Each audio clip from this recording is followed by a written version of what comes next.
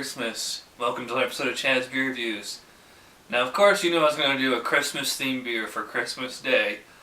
And what better brewery to do that with than Southern Tier Krampus, which is an Imperial Helles Lager. I don't usually read the back of the bottle, but I just wanted to read the little story they have here about what exactly, or who exactly Krampus is. It says, I'm trying to read this very quickly. St. Nicholas, aka Santa Claus, is a magical figure, the bringer of gifts and an icon of holiday spirit, forgotten by most as his evil sidekick and enforcer of the list. European tradition says while St. Nick is busy delivering presents to good little boys and girls, Krampus hands out punishments to the bad. A fanged, goat-horned bully, the Christmas devil uses sticks and chains to beat the naughty children. Dark malts and aromatic hops create the diabolical spirit of this brew.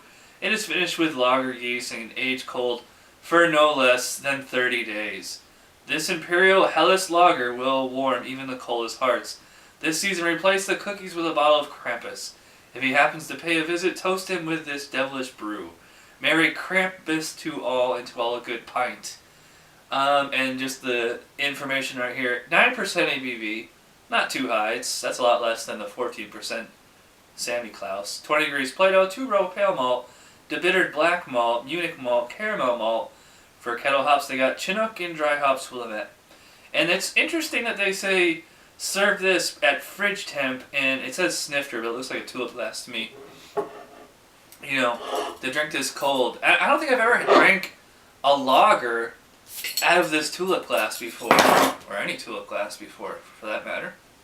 That is beautiful. The nice 3-finger head there. Same color as the Santa Claus. It's the copper orange.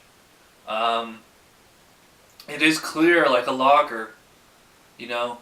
Even though this is a very hoppy beer, there's no hop haze to it. Not particularly high in carbonation. I know I get the really nice, you know, 3-finger, off-white kind of frothy head. It smells like a kind of, I hate to use this term, but it kind of smells like a typical Southern Tier beer. I mean, it's just like, it's all hops. Very, extremely piney. I wish I had a Christmas tree, because they would like, you know, you'd smell a Christmas tree and smell this beer, and they would pretty much smell the same. So, very East Coast IPA style, just, it's a pretty light pine, kind of some flowers in there too. Like a light kind of perfumey scent. Very, very pleasing. Smells great. So let's see how the Southern Tier Krampus will taste.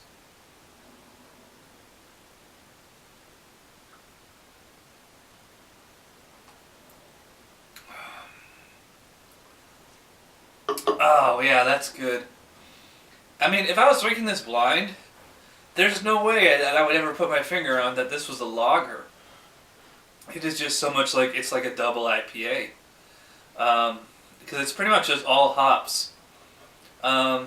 Which is interesting because, you know, like they made a point of saying on here, all the different malts they use, and they only use 2 different hops, the Chinook and 𝓂𝓬𝓬𝓻𝓲𝓷.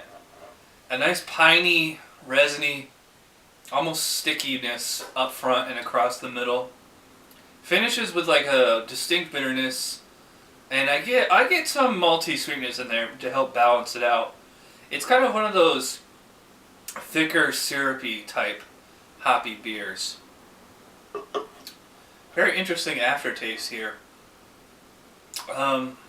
It's almost kind of like a burnt rubber. I don't know how else to explain it. It's I mean, it's got to be from the hops, because it's just, it's the very piney, maybe phenolic is the word I'm looking for. Yeah, this is definitely, it's drinking like a double IPA. It's definitely not drinking like a lager.